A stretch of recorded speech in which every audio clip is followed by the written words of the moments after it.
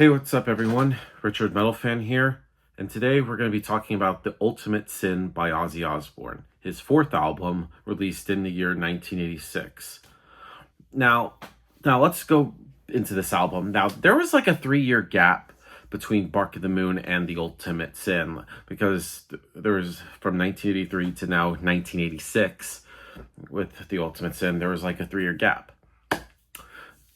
A lot of stuff has happened with them, and of course it was like in the year prior, 1985, there was like a brief reunion at the Live Aid in Philadelphia where Ozzy sort of reunited with Black Sabbath temporarily for a bit, and that was a good time. But then eventually they kind of went their own ways, and now Ozzy is doing his fourth album, Ultimate Sin.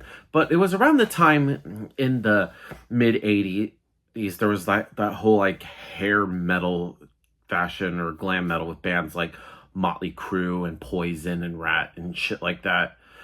And some bands that started to like follow in that kind of like trend and style around that time. Whereas there's other that opposite side, which is a lot of the thrash metal bands like Metallica and Slayer and Megadeth were pretty much the rebel against that. I remember Dave Mustaine even calling like glam like gay LA metal, but that's besides the point.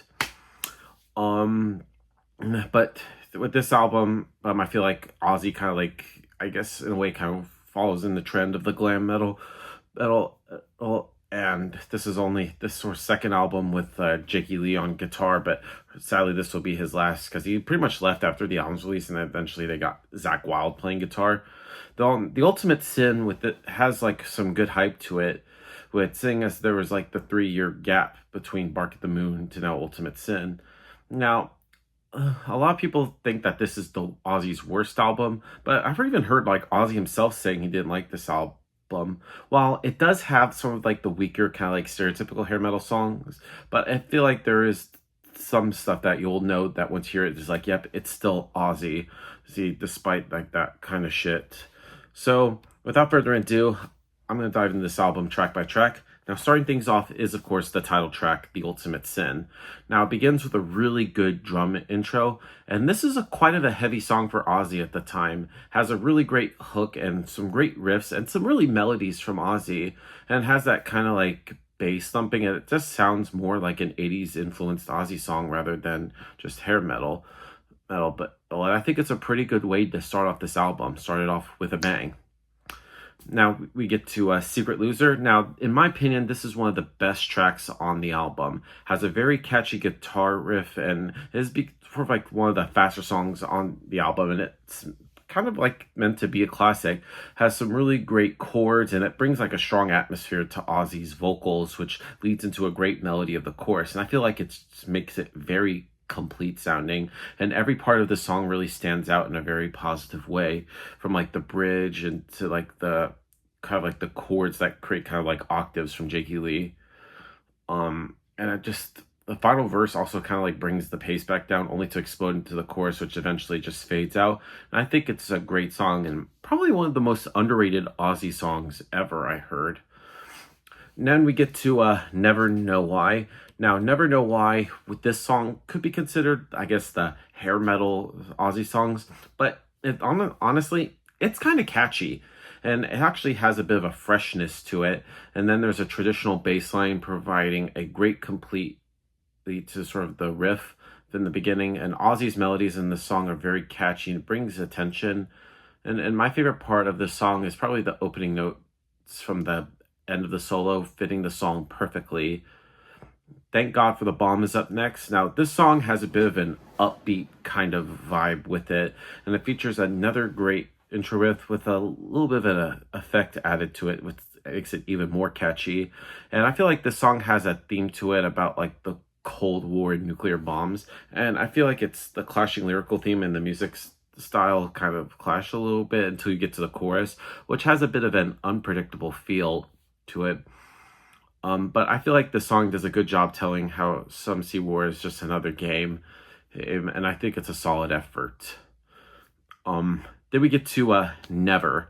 Now, Never, I feel like it starts off really good with the intro and then the verse, but I feel like the rest of the song doesn't like do much for me. I feel like it just appears to be a good rock song at first, but I feel like the chorus just sounds a bit too 80s for me. Or I feel like the song just gets weaker in general. Now, I don't doesn't mean it's like a bad song. It has like some good vocals from Ozzy and some great drum beats, but I just feel like it's a bit generic. Lightning Strikes is the next song. Now, this song is another kind of like hair metal Ozzy song. The intro has that reminds me a lot of like Crazy Train from Blizzard of Oz, but I feel like this song just sounds just too fucking like glam metal, and I felt like it's hard to find many good qualities of the song, and I probably think this is like the weakest of the album. But I will say the highlight of this is a great solo from Jakey Lee. Lee is one thing that he just never falls flat on. Killer of Giants is up next. Now, this is where the album starts to get really good. And I feel like the serious and moody song about the Cold War has some strong lyrics like, if none of us believe in war, then can you tell me what the weapons are for? And it has a very strong, clean guitar intro. It turns into kind of like a finger-picked piece with the verse, which leads into probably one of the best like pre-choruses that Ozzy's ever written. It's just very chill and down your spine. And has some great solo on here. Fool Like You. Now, this is another strong song. It's kind of like darker than sort of like the earlier kind of like songs that we heard on the album. Has a great intro and a great cohesive effort by the band altogether. And the verses do a great job of like building sort of that momentum through the song. And again, has a very kind of like serious mood to it, but excellent melodies and from Ozzy. But I feel like the highlight of the song is just the climactic parts of the outro and another excellent solo from Jakey Lee. And then we close things out with Shot in the Dark, which I believe is like the first single released from this album. And I thought it was kind of weird that they put it as like the last song on the album. It should have been like up like near the beginning of it, but that's just my opinion. But I think this is probably the best song on the album and pretty much the most complete band effort on here. And I feel like this could be considered one of Ozzy's greatest vocal performances ever. And it's just a solid way to pick as like the single from the album. Very mellow song from the chilling verse with some excellent melodies, and the pre-chorus does a great job of leading into that kind of anthemic chorus, and another great performance from Ozzy. And I feel like it's pretty much sums up everything about the album, and it pretty much ties it together with a close. Now, ultimately, The Ultimate Sin by Ozzy Osbourne, I think it's a pretty underrated album. While it's not like the best, I do think it sort of like makes it sort of like modern and keeps up with at the time it was released in 1986. So if I were to give this album a score, I'm going to give The Ultimate Sin by Ozzy Osbourne an 8 out of 10.